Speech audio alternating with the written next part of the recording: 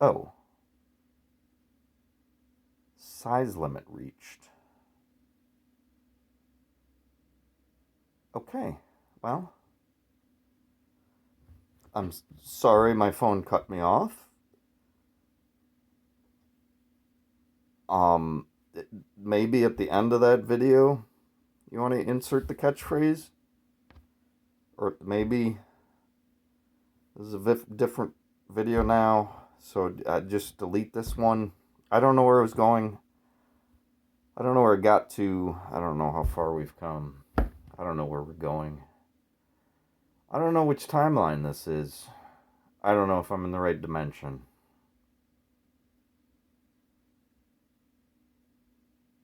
I don't know if I've been shifting between, Mandela style. I don't.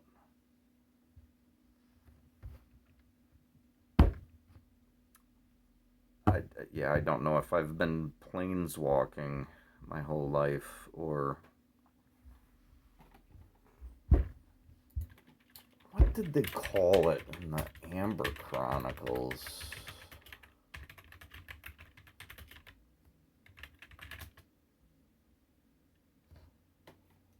Um, Shadow walking? So, the Chronicles of Amber, written by Roger Zelazny, was centered around a royal family that came from kind of the true world called Amber, and Amber was a uh, kind of Camelot, Arthurian style legend, castles and stuff. So the idea was that Amber was like the real world, a fixed point, and then surrounding it in the cosmos was chaos. And between Amber and chaos were all these gradient middle grounds called Shadow. And the idea was that they were copies of Amber, but distorted copies. And the further you went from Amber, the more distorted those realities got. So while Amber was like a solid core and static, kind of an eternal, almost perfect world in concept, um, the further out you moved from that dimensionally, the stranger and more unlike Amber it became. Anyways, it's a great series, but um, so they just called it traveling, I guess, or shifting. But they specifically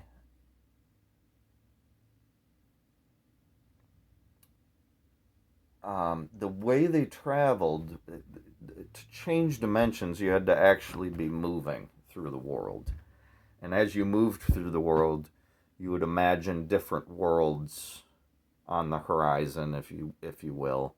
And so as you traveled, you would shift through shadow, end up at different worlds. Anyways, I don't know. I don't know what my truth is. Um, and like I said, it could all just be fantasies created in my head. Um,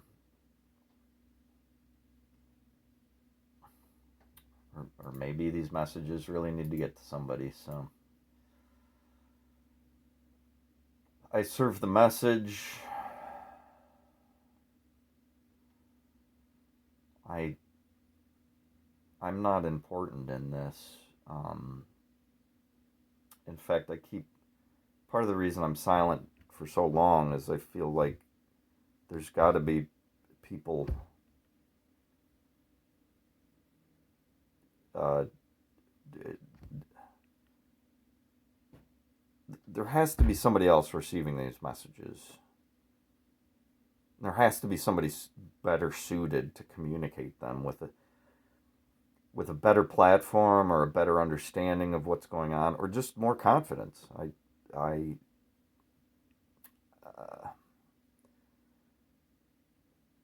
maybe second guessing myself is my superpower, right? And I have nobody to blame but for myself. But my time is not yet here. For you, any time will do. The world cannot hate you, but it hates me because I testify that its works are evil.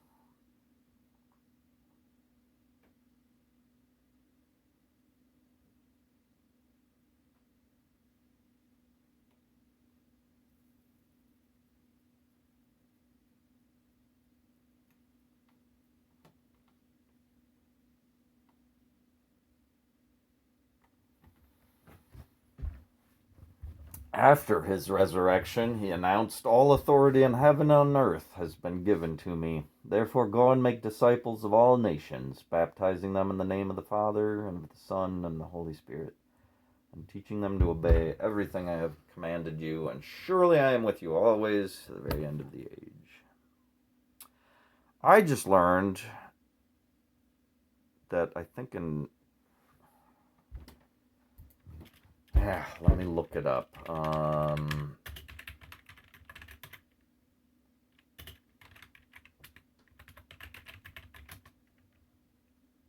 Detroit priests... Alright.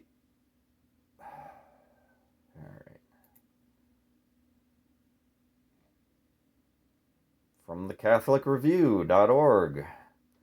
Detroit priests' invalid baptism had ripple effects, Archdiocese says.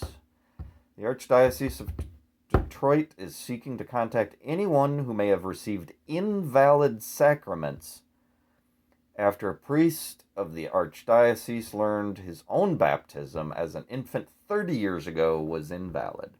For 30 years, a Catholic priest in Detroit was saying the phrase, "We baptize you." But the church's ancient formula is, "I baptize you in the name of the Father and of the Son and the Holy Spirit."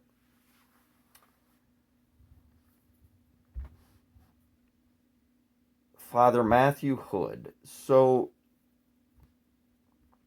I don't understand this, because if it's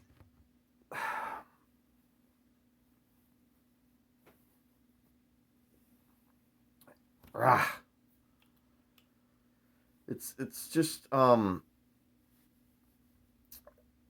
it's lack of oversight, right? We're told God hands down decrees and the clergy follows them, and it's all divinely planned. But apparently God didn't want the people of this church in Detroit to be baptized for about 30 years, because somehow he put it in this one priest's head to say "we" instead of "I." I don't understand the difference, especially from a church that pushes the God is one, God is three, which I've come to terms with. I think the Holy Spirit is the forgotten mother in that Trinity, but anyways,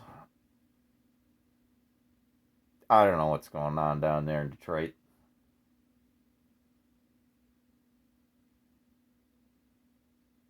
Maybe Satan's got his ear. And this was a nasty trick. So that a whole generation of people in this community thought they were holy when they were not. I don't get it. I'm not criticizing it. I'm just trying to understand it from God's perspective, perhaps.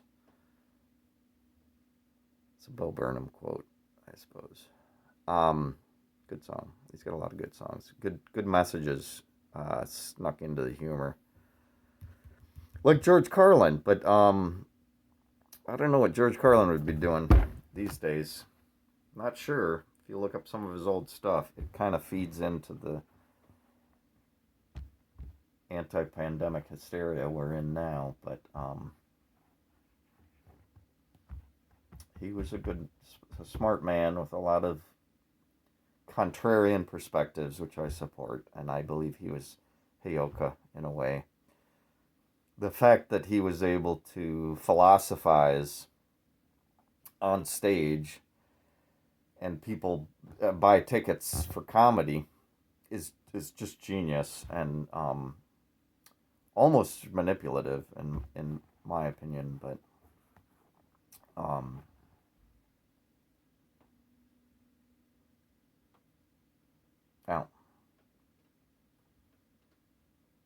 Rest in peace, George Carlin.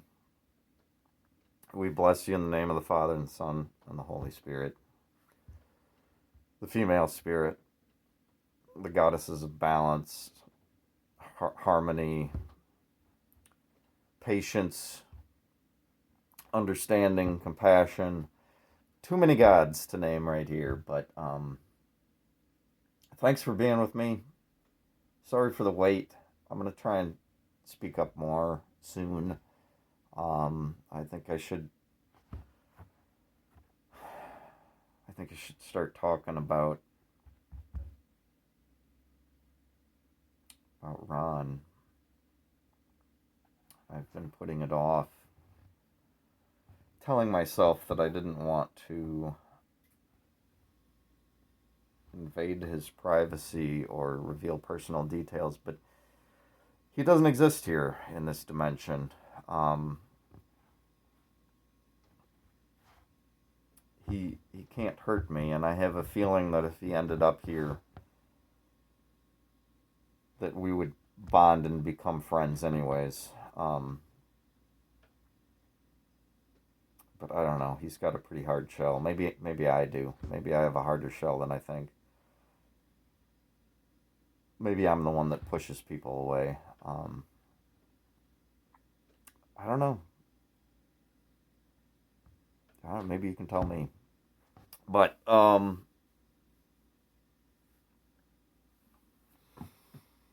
was gonna make a video about fake tarot cards too, counterfeit, undersized. Oh, my nail's kind of dirty. Worked some fire scenes this week. Didn't clean that one well enough, I guess. Yeah, I don't know if I got any nail fetishists out there still. I broke a couple recently. 3, 4. Anyways, editor, insert catchphrase here. Yeah.